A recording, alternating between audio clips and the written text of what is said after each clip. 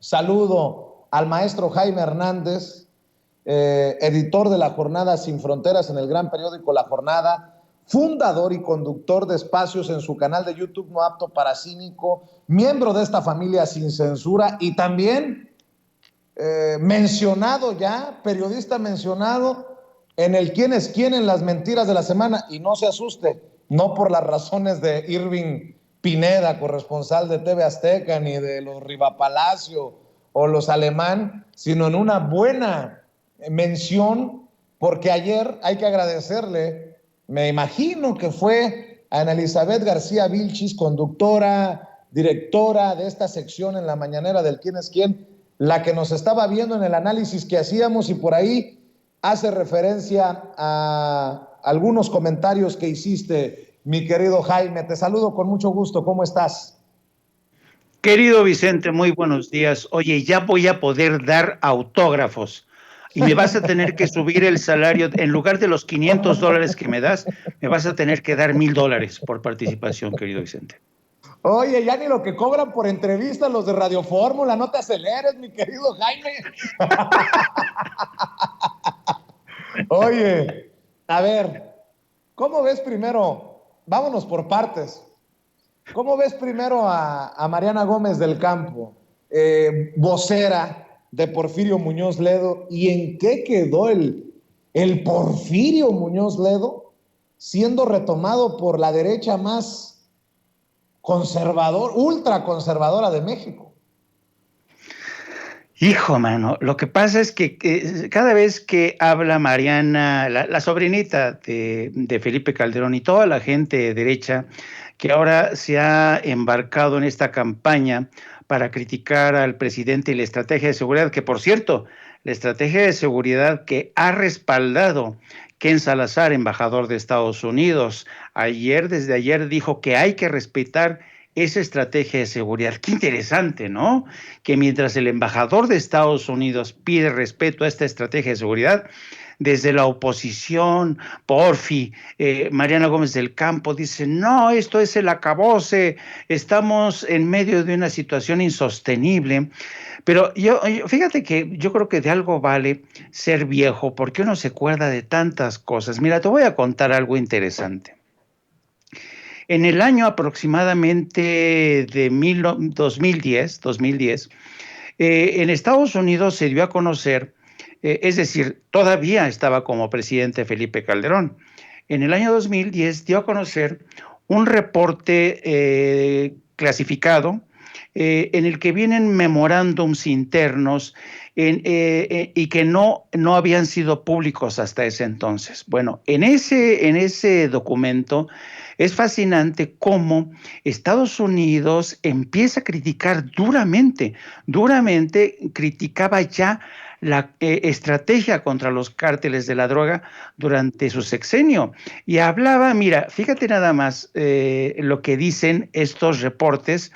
Dice, a lo largo de memorándums y reportes clasificados, los servicios de inteligencia del Departamento de Estado, las agencias federales como la DEA y funcionarios de los consulados y embajadas de Estados Unidos en México hacen una composición de escena de la ingobernabilidad y casi absoluta impunidad con la que llegaron a operar los cárteles de la droga en gran parte del norte de México.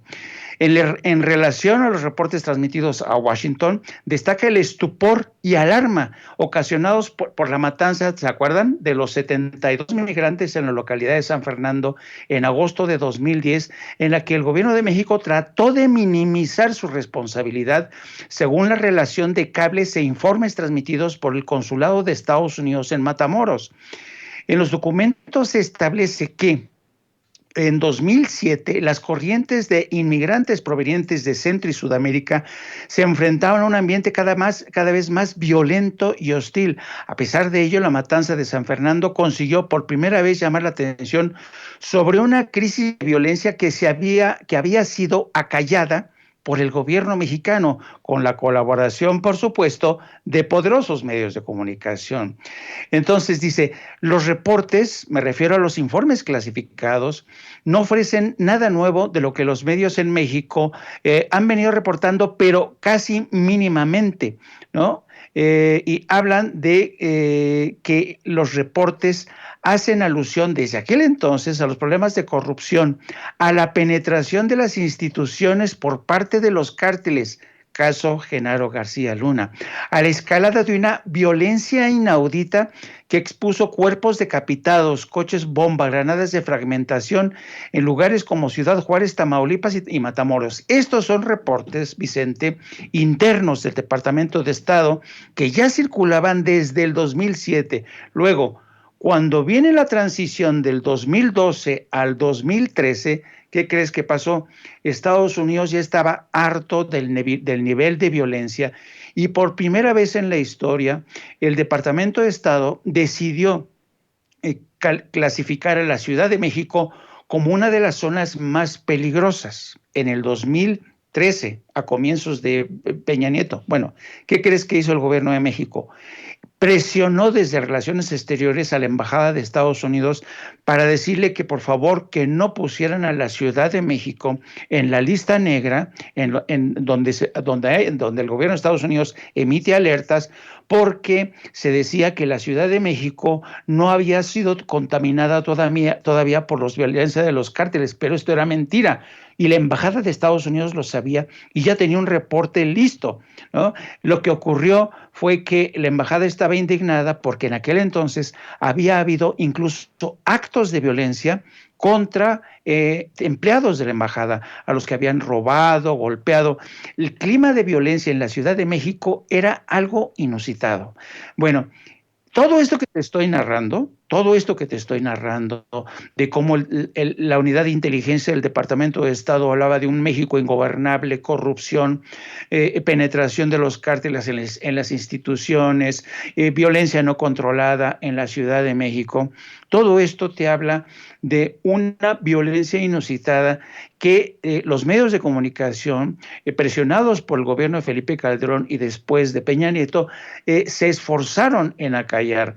Entonces, cuando uno ve a Porfirio Muñoz Ledo y a Mariana Gómez del Campo y a toda esta gente que han lanzado esta embestida para hablar de una violencia inusitada, uno se pregunta, pues ¿dónde estaba esta gente en el 2006, en el 2008, en el 2010, en el 2012, en el 2013? Entonces, realmente es de un cinismo inaudito, increíble. Pero mira, la gente tiene memoria, la gente se acuerda bien de todo esto. Y lo que estamos viendo ahora con estos estúpidos llamados de Porfirio Muñoz Ledo, llamado a restaurar la República, todos estos atufan a oportunismo, ¿sabes? A pataletas de un pobre viejo decrépito que quiere seguir figurando en la escena nacional. Porfirio Muñoz Ledo tiene un severo problema de adicción a los, ¿cómo se llama? A las luces a las cámaras. Yo me acuerdo que alguna vez don Jesús Silva Herzog, hablando de esta tendencia, de esta adicción de Porfirio Muñoz Ledo, decía, todo mundo sabemos de la tendencia, de la afición de Muñoz Ledo por los medios. Incluso sabemos que cuando llega al Aeropuerto Internacional de México, él siempre escoge la línea de ¿qué va a declarar usted algo sí o no? Porfirio siempre se va ahí porque cree que tiene que declarar de lo que sea, de lo que sea. Entonces estamos viviendo una época de un cinismo inaudito y de esa flaca memoria que sigue caracterizando a la derecha conservadora, Vicente. Querido Jaime,